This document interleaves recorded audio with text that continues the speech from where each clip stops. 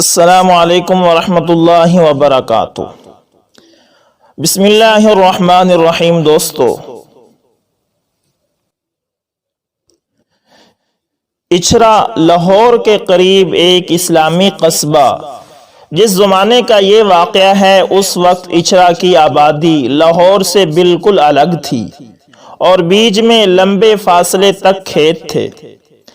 کئی سال گزرے، اس قصبہ کی جامع مسجد میں نماز مغرب پڑھی جا رہی تھی کہ ایک نہایت ہی دبلا پتلا مسافر آیا اور شامل نماز ہو گیا۔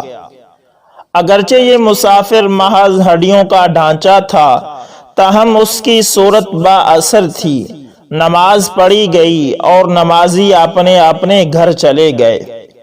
تھوڑے عرصے بعد ایک مقامی مسلمان کھانا لے کر داخل مسجد ہوا اور اس نووارد سے کہا، آپ بھوکے ہوں گے، میں کھانا لایا ہوں، برائے کرم تناول فرما لیجئے، آپ کی بڑی عنایت ہوگی۔ مسافر نے جواب دیا، لیکن معاف فرمائیے، مجھے کچھ پرہیز ہے۔ مقامی نے کہا، حضرت آپ کچھ فکر نہ کریں، یہ سادی سی روٹی ہے، مرچ کم ہے اور گھی بھی بازاری نہیں ہے۔ مقامی مسلمان نے جواب دیا، بھائی میرا یہ مطلب نہیں ہے۔ مسافر نے کہا، پھر کیا مطلب ہے؟ مقامی مسلمان نے پوچھا۔ مسافر چپ ہو گیا اور مقامی مسلمان اس کے چہرے کی طرف دیکھنے لگا۔ چند منٹ بعد مسافر نے زبان کھولی اور کہا، امید ہے آپ مجھے معاف فرمائیں گے، مجھے آپ سے کچھ بھی کہنے سننے کی ضرورت نہ تھی، لیکن آپ کھانا لے کر آ گئے تو مجبوراً مجھے عرض کرنا ضروری ہو گیا۔ آپ جانتے ہیں کہ شریعت اسلام میں طعام حلال، نماز پنجگانہ ہی کی طرح فرض ہے۔ ایک روایت میں ہے کہ اگر کسی مسلمان کا لقمہ حلال نہ ہو تو اللہ کی بارگاہ میں اس کی نہ فرض قبول ہوتے ہیں اور نہ نفل۔ چونکہ اس انگریزی راج میں حلال اور حرام کی تمیز اٹھ چکی ہے، اس واسطے میں جب تک پوری طرح جان پہچان نہیں کر لیتا، میں کسی بھائی کو بھی کبھی کھانے کی تکلیف نہیں دیتا۔ حضرت آپ نے یہ کیا فرمایا؟ مقامی مسلمان نے کہنا شروع کیا، معاذ اللہ، میں حرام خور نہیں ہوں، یہ چوری کا مال نہیں ہے جو آپ کی خدمت میں پیش کیا گیا ہے۔ میں یہاں منڈی میں آڑتی ہوں اور بیپار کر کے اپنی روزی کماتا ہوں، آپ اس کا وہم نہ کیجیے۔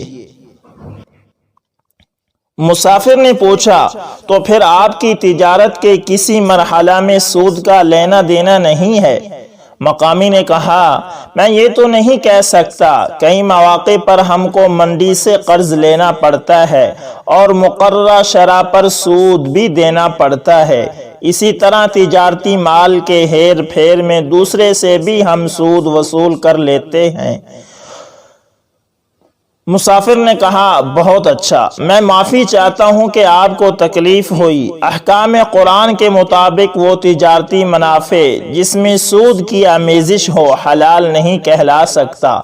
ممکن ہے آپ تجارتی رسوم یا حکومتی اصرار کے متحد مجبور ہوں، لیکن میں مجبور نہیں ہوں۔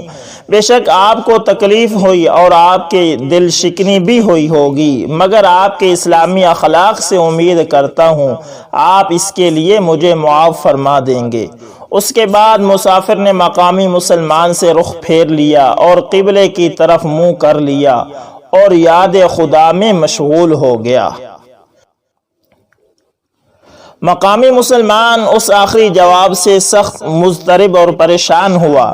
اس نے نہایت ندامت سے برتن اٹھائے اور سر جھکا کر واپس چلا آیا اور برتن گھر پہنچا کر ہمسایہ کے ہاں پہنچا اور اس سے کہا کہ مسجد میں ایک بزرگ مسافر آئے ہیں، آپ اپنے ہاں سے کھانا لے کر جائیں اور کھلا آئیں۔ یہ ہمسایہ مقامی ہسپتال میں ڈاکٹری کا کام کرتا تھا۔ ڈاکٹر صاحب نے کھانا اٹھایا اور مسجد جا پہنچے۔ مسافر نے نہایت نرمی اور خوشی کے ساتھ ڈاکٹر صاحب سے تعارف اور جان پہچان کی فرمائش کی۔ ڈاکٹر صاحب ذرا باتونی تھے، انہوں نے کہانی سنانا شروع کی اور فرمایا حضرت مجھ پر اللہ تعالیٰ کا بڑا فضل ہے، میری 100 روپیہ تنخواہ ہے، 2-4 روپے ہر روز اوپر سے بھی آ جاتے ہیں۔ بڑا لڑکا کچہری میں ملازم ہے، وہ بھی 75 روپے تنخواہ پاتا ہے اور 2-4 روپے روزانہ وہ بھی لے آتا ہے۔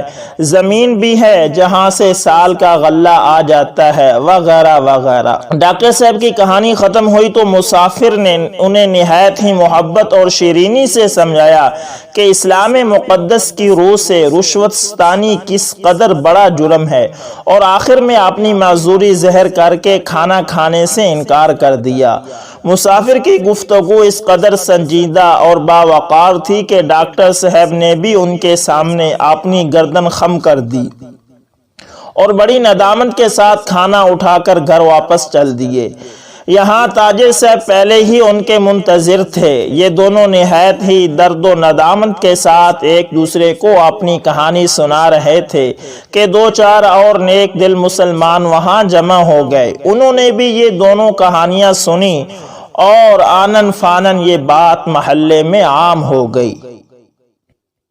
ڈاکٹر صاحب اور تاجر صاحب نے مل کر عرض کیا کہ اب کسی زمیندار کے ہاں سے کھانا بھجوانا چاہیے تاکہ اس پر سود یا رشوت کا الزام نہ آ سکے۔ چنانچہ اسی وقت ایک زمیندار کے ہاں سے کھانا بھجوایا گیا۔ مسافر نے ان سے پوچھا آپ کے پاس کوئی گروی زمین تو نہیں ہے؟ جب زمیندار صاحب نے اس کا اقرار کیا تو مسافر نے انہیں پھیر دیا اور کہا کہ جو شخص مسلمان ہو کر زمین گروی رکھتا ہے اس کی کمائی حرام سے خالی نہیں ہو سکتی۔ اس کے بعد ایک عالم صاحب کو بھیجا گیا۔ ان میں نقص پایا گیا کہ انہوں نے اپنی بہنوں اور لڑکیوں کو حکم شریعت کے مطابق جائیداد میں حصہ نہیں دیا تھا۔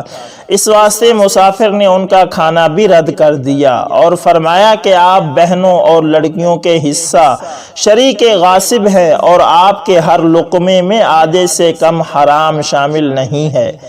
نماز مغرب سے یہ سلسلہ شروع ہوا اور رات کے 9 بج گئے۔ متعدد مسلمان کھانا لے کر گئے مگر مسجد سے شرمندہ اور سرنگا ہو کر واپس آئے۔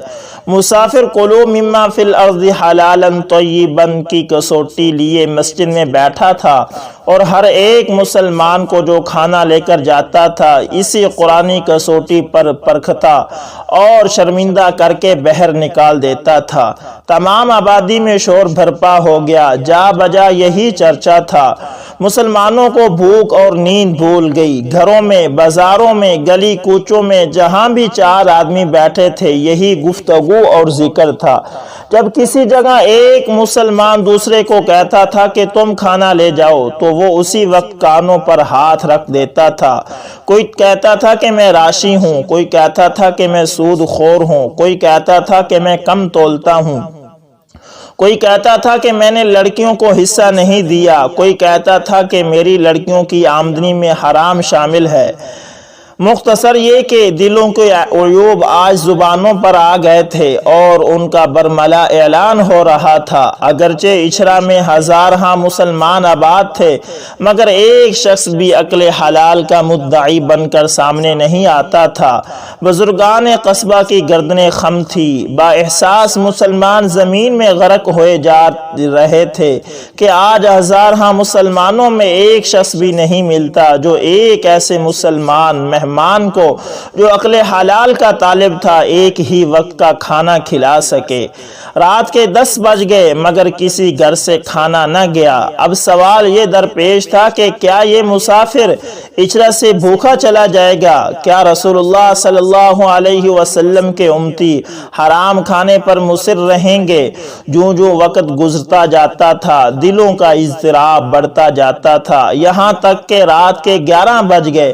آخر مجمع کے اندر امید کی کرن جلوہ گر ہوئی۔ ایک شخص نے کہا میں ابھی لڑکیوں کا حصہ دیتا ہوں اور اس نے دے دیا۔ دوسرے نے کہا میں گروی زمین چھوڑتا ہوں اور اس نے چھوڑ دی۔ تیسرے شخص نے کہا میں آج کے بعد کبھی سود نہ لوں گا اور اس نے سود کا کاروبار ترک کر دیا۔ مختصر یہ کہ آن کی آن میں اچرا کے بے شمار مسلمانوں پر توبہ اور استغفار کے دروازے کھل گئے۔ کسی نے رشوت چھوڑ دی، کسی نے جھوٹی گواہی گواہی کا پیشہ چھوڑ دیا، کسی نے راگ و رنگ سے توبہ کر لی، کسی نے یتیموں کا غصب شدہ مال واپس کر دیا۔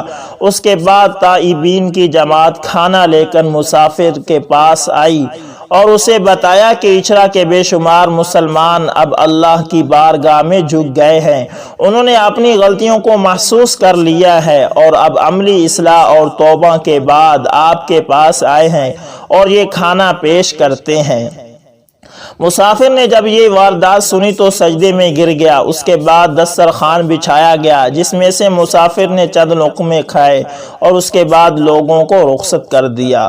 صبح کے وقت اچھرا کے بے شمار مسلمان جوق در جوق مسجد میں آئے تاکہ باخدا انسان کی زیارت کریں جس کے زہد بے ریا نے آپ نے صرف ایک ہی عمل سے اچھرا کے آدھے مسلمانوں کو صحیح معنوں میں سچا مسلمان بنا دیا تھا، مگر وہ حیرت زدہ رہ گئے جب انہیں بتایا گیا کہ مسافر تہجد کے بعد مسجد سے نکلا تھا اور واپس نہیں آیا۔ یہ ایک واقعہ ہے جس سے معلوم ہو سکتا ہے کہ اہل اللہ کس طرح خلق خدا کی اصلاح کیا کرتے تھے۔ مسافر نے کوئی واعظ نہیں کیا، کوئی چلہ نہیں کیا، کوئی کتاب نہیں چھاپی، کوئی درس و تدریس کا نصاب نہیں بنایا۔ وہ مغرب سے تہجد تک صرف چند گھنٹے اچھرا کی جامع مسجد میں ٹھہرا، مگر جب وہاں سے نکلا تو صدہا مسلمانوں کی اصلاح ہو چکی تھی، بے شمار یتیموں کو اپنا حق مل چکا تھا، بے شمار لڑکیوں کو اپنا شرعی حصہ مل چکا تھا، بہت سے مقروضوں نے اپنا قرض وصول کر لیا تھا، بہت سے رشوت خور رشوت ستانی سے باز آ چکے تھے، بہت سے جواری جوا چھوڑ چکے تھے۔ یہ سب کے سب لوگ تقریباً وہ تھے جن پر صدہا مرتبہ قرآن پڑھا گیا، جنہیں 20 مرتبہ واعظ سنائے گئے اور جن سے متعدد مرتبہ پنچایتوں نے جمع ہو کر اہل حق کے لیے حق کا مطالبہ کیا، مگر وہ ظلم و ستم سے باز نہ آئے۔ لیکن اب وہ ایک ہی رات میں اس طرح از خود گناہوں سے تائب ہو گئے کہ گویا انہوں نے کبھی گناہ نہیں کیا تھا۔ پھر لطف یہ کہ یہ سارا کام نماز مغرب سے شروع ہوا اور اسی رات 11 بجے ختم ہو گیا۔ ایسے ہی باعمل اور باخدا انسان ہیں جن کی نگاہوں سے قوموں اور ملکوں کی تقدیریں بدل جاتی ہیں۔ تو دوستو آئیے اپنے اندر اخلاص اور صداقت پیدا کرتے ہیں۔ دوستو امید کرتا ہوں ویڈیو آپ کو اچھی لگی ہوگی۔ ویڈیو پسند آئے تو لائک شیئر اور کمنٹ میں اپنی رائے کا اظہار ضرور کیا کریں، اور اگر اس بزرگ صاحب کا نام آپ کو آتا ہے یا اس بزرگ صاحبان کے بارے میں آپ جانتے ہیں تو ان کا نام کمنٹ میں ضرور لیے گا اور ضرور میسج لکھیے گا کہ ہم اس بزرگ کو جانتے ہیں۔ جزاکم اللہ خیر۔